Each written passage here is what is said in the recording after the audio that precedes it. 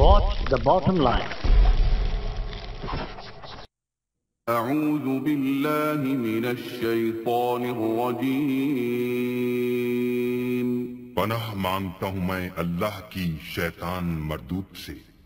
بسم اللہ الرحمن الرحیم.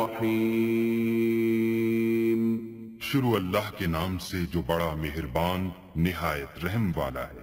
یاران جہاں کہتے ہیں کشمیر ہے جنت، جنت کسی کافر کو ملی ہے نہ ملے گی. ناظرین اکرام، تقسیم ہند کے فوراً بعد ہندوستان نے غیر قانونی اور غیر اخلاقی طور پر کشمیر میں افواج داخل کر کے ناجائز قبضہ کر لیا. سن 1948 میں پہلی پاک بھارت جنگ کا آغاز ہوا. کشمیری مجاہدین نے کچھ علاقہ بھارت سے واپس لے کر ایک الگ ملک آزاد کشمیر کے نام سے قائم کر لیا. پاکستان کی جغرافیائی، تہذیبی اور مذہبی یگانگت کشمیر اور کشمیریوں کے ساتھ وابستہ ہے. پاکستان صرف یہ چاہتا ہے کہ سلامتی کونسل کی قرارداد کے مطابق کشمیر میں استصواب رائے منعقد کیا جائے.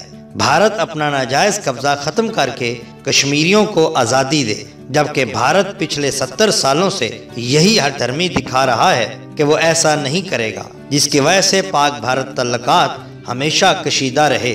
اور ان دونوں ممالک کے درمیان سن 1948، سن 1965 اور سن 1971 میں باقاعدہ جنگیں اور 1999 میں محدود جنگ ہو چکی ہے. پاکستان نے ہمیشہ سے کشمیریوں کی اخلاقی قانونی مدد کی ہے اور کرتا رہے گا. کشمیری اپنے حق خود ارادیت کی خاطر پچھلے 70 سالوں سے بھارتی فوج سے نبرد آزما ہیں.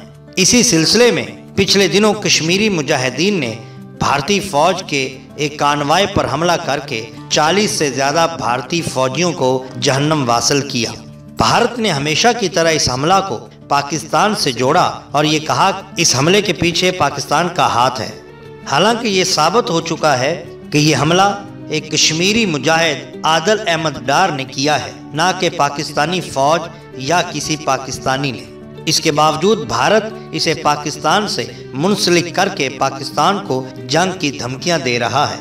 ناظرین، پاکستان ایک آزاد، خود مختار اور ایٹمی قوت ہے جس کو بلا وجہ للکارنا خطے میں انتشار اور امن عامہ کا مسئلہ پیدا کرنا ہے. یاد رہے کہ بھارت میں عنقریب انتخابات منعقد ہو رہے ہیں اور مودی حکومت پاکستان مخالف پروپیگنڈا کر کے عوام کا اعتماد اور ووٹ حاصل کرنا چاہ رہے ہیں اور بار بار سرجیکل سٹرائک اور کولڈ سٹارٹ کی باتیں کرتے ہیں. ناظرین، آج ہم دیکھیں گے کہ سرجیکل سٹرائک اصل میں ہے کیا. سرجیکل سٹرائک اصل میں محدود پیمانے پر مخصوص افراد اور مخصوص جگہ کو نشانہ بنانا ہے.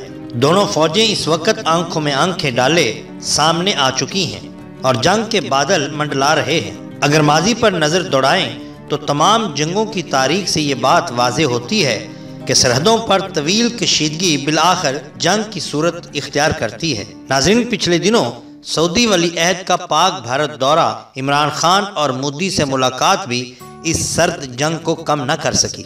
لائن آف کنٹرول کے قریبی علاقوں پر گولہ باری پاکستانی شیروں کو للکارنا ہے. پاکستان ابھی بھی محبت اور امن اور مذاکرات کی بات پر یقین رکھتا ہے، مگر بھارتی سورما ہٹلر کے مقولے پر عمل کرتے ہوئے دکھائی دیتے ہیں. کولڈ سٹارٹ ایک فوجی نظریہ ہوتا ہے جس کے مطابق نہایت ہی محدود پیمانے پر لائن آف کنٹرول کے قریبی علاقوں پر تیزی سے حملہ کر کے قبضہ کرنا ہوتا ہے تاکہ جنگ طویل نہ ہو اور جوہری ہتھیاروں کے استعمال کی نوبت ہی نہ آئے. 1971، سن 1984 اور سن 1998 میں بھارت ایسی کوشش کر چکا ہے، لیکن بھارت یہ بات نہیں جانتا کہ یہ سرجیکل سٹرائک یا کولڈ سٹرائک یا پیراشوٹ جنگ ایٹمی جنگ میں بدل سکتی ہے.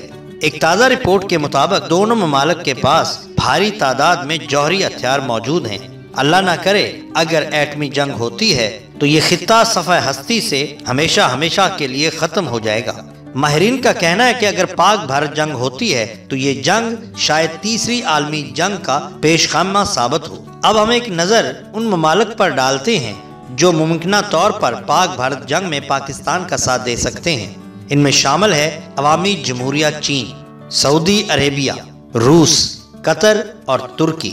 ناظرین، بھارت کو چاہیے کہ وہ ہوش کے ناخن لے اور خطے میں تباہی اور بربادی لانے کی بجائے امن اور محبت کا ثبوت دے تاکہ مسائل مذاکرات کی میز پر حل ہوں۔ ایسا ہی ہو چکا ہے اور ایسا ہی ہوگا، کیونکہ دونوں ممالک اور 1.5 ارب عوام کا فائدہ اسی میں ہے۔ پاکستانی فوج ایک غیور، انتہائی تربیت یافتہ اور وطن پرست فوج ہے۔ ہمیں اس پہ فخر ہے، ہم اس کے ساتھ تھے اور ساتھ رہیں گے۔ پاکستان پائندہ باد۔